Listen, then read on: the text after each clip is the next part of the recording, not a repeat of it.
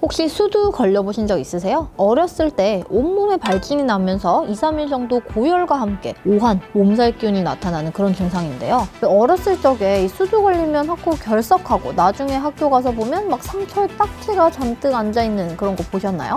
이 스드는 대부분 10세 미만, 그 중에서도 4세에서 6세 사이가 가장 많이 걸리고는 하는데요. 이 나이가 들어서 면역력이 약해진 어른에게 수두 바이러스가 다시 활성화되면서 피부와 신경절을 따라 통증을 동반한 발진이 생기는 질환. 네, 제가 오늘 발라드릴 빨간 약은 대상포진입니다.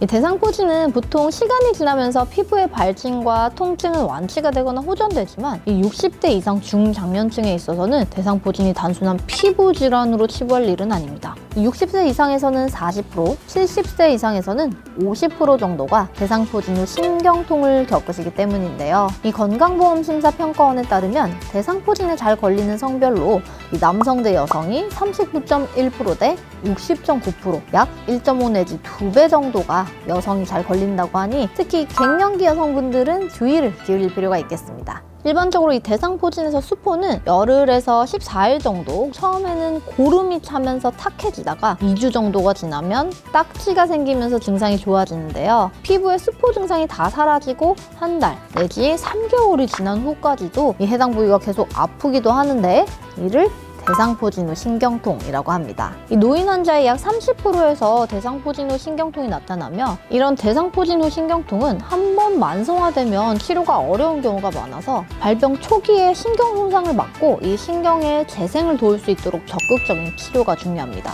이 대상포진 후 신경통이 얼굴로 온 경우 안면마비, 청력 손상 등이 나타날 수 있고 특히 이 눈 주변으로 온 경우에는 홍채염이나 각막염을 일으켜서 실명에 이를 수도 있습니다. 또한 이 면역력이 현저히 떨어진 상태에서 2차 합병증이 온다면 뇌수막염, 폐렴 등 이 몸에 치명적인 후유증들이 발생할 수도 있어서 쉽게 볼 질병은 결코 아닙니다. 이 간혹 대상포진의 특징적인 수포 증상이 없이 나타나거나 초기인 경우에는 감기 몸살 혹은 단순 포진, 알러지 등의 다른 피부 질환으로 착각하는 경우도 꽤 된다고 하는데요. 일단 대상포진이 의심되면 되도록 빠르게 진료를 받아보시는 것을 추천드립니다. 이 대상포진으로 진단이 되면 발진이 생긴 후 72시간 이내에 항바이러스제를 투여해야만 발진 및 통증의 회복 속도 향상을 기대할 수 있기 때문에 대상포진도 골든타임을 놓쳐서는 안 되겠죠?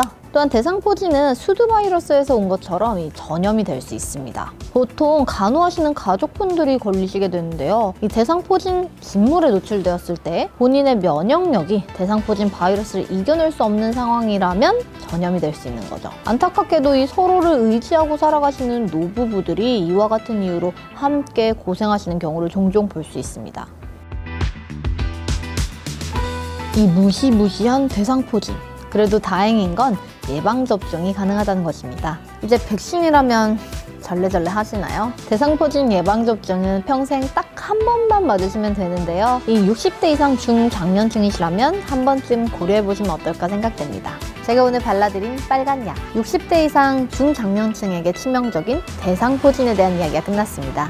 매달 건강에 대한 좋은 상식을 담고 있는 건강의 벗이란 채널이 있습니다. 이 더보기란에 링크를 참고하시면 좋을 것 같습니다. 지금까지 약사 김정은이었습니다. 오늘 더 건강하세요.